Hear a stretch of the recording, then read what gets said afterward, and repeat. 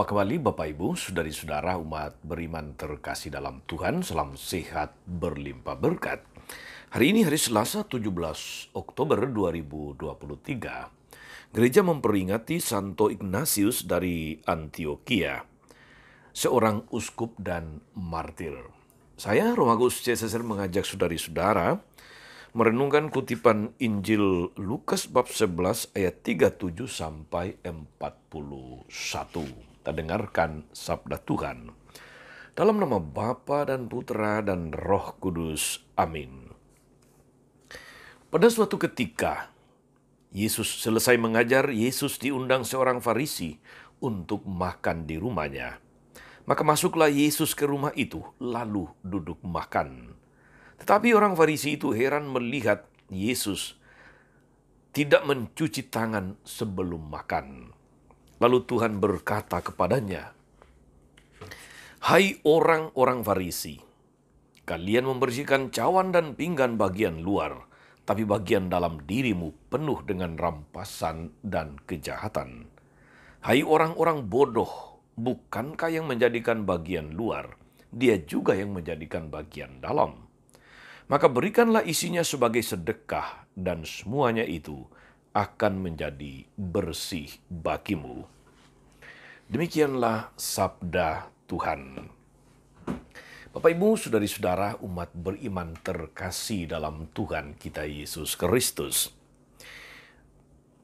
Hari ini kita mendengarkan kisah bagaimana Yesus berhadapan dengan orang-orang Farisi, ahli-ahli Taurat, yang mengeritik mengapa dia tidak mencuci tangan sebelum makan.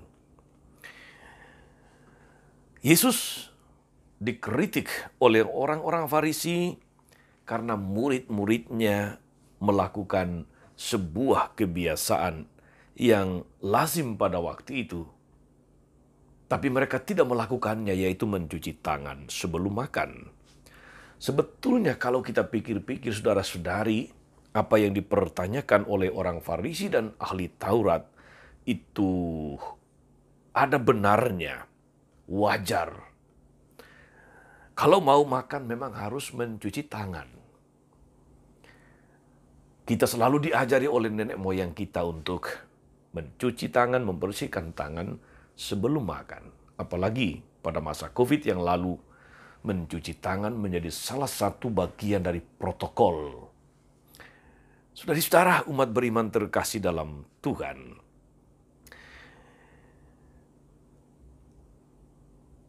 mengapa Yesus bersikap sangat keras terhadap orang-orang Farisi dan ahli Taurat terkait dengan mencuci tangan sebelum makan?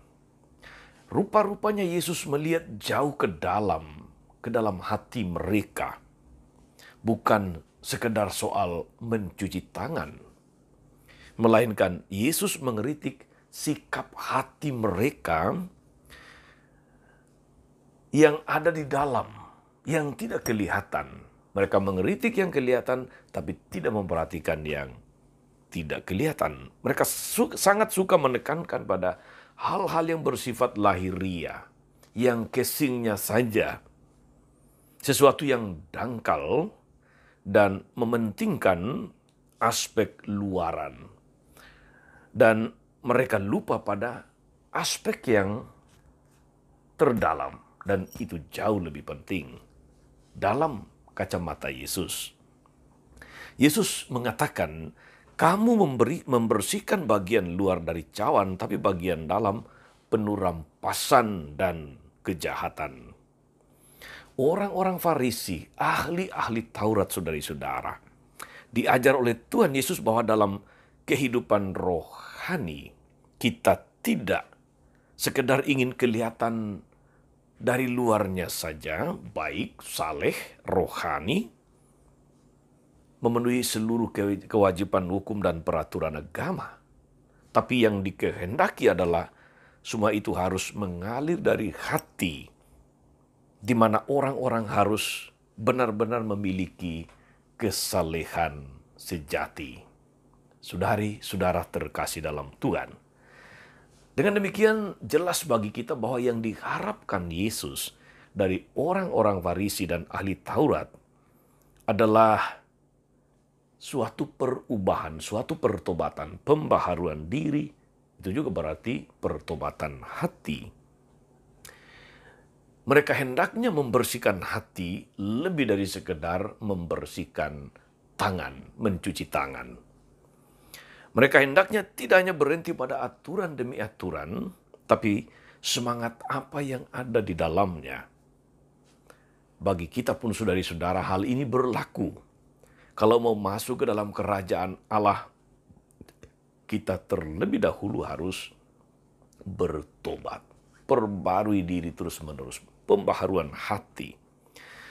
Kalau mau menjadi murid Yesus, maka kita memang harus meninggalkan segala sikap dan perbuatan seperti orang Farisi. Kita harus meninggalkan karakter mereka yang dalam banyak kesempatan dikatakan oleh Yesus sebagai hidup di dalam kemunafikan. Kita diundang juga untuk membersihkan hati, supaya tidak hanya menilai orang lain hanya dari yang kelihatan, berhenti pada aturan demi aturan, tapi lebih-lebih mari kita periksa hati kita, motivasi-motivasi kita. Jangan berhenti pada yang bersifat luaran atau bungkusnya, casingnya. Saudari-saudara, untuk memperlengkapi renungan kita hari ini, saya ingin mengutip apa yang ditulis entah oleh siapa, tetapi tulisan yang sangat bagus dan menginspirasi kita. Dikatakan demikian saudara-saudari, judulnya itu adalah utamakan isinya namun rawatlah bungkusnya. Dikatakan demikian, hidup akan sangat melelahkan, sia-sia dan menjemuhkan bila kita hanya menguras pikiran untuk mengurus bungkusnya saja dan mengabaikan isinya. Bedakan apa itu bungkusan dan apa isinya. Rumah yang indah itu hanya bungkusan. Keluarga bahagia itu isinya. Pesta nikah yang meriah itu hanya bungkusan. Cinta kasih, pengertian, tanggung jawab, kesetiaan itu isinya. Ranjang mewah itu hanya bungkusan. Tapi tidurnya nyenyak, tidur yang nyenyak itu isinya. Makan yang enak itu hanya bungkusan. Gizi dan energi itu isinya. Kecantikan, ketampanan itu hanya bungkusan. Tetapi pengabdian dan pelayanan itu isinya. Pergi ke gereja itu hanya bungkusan.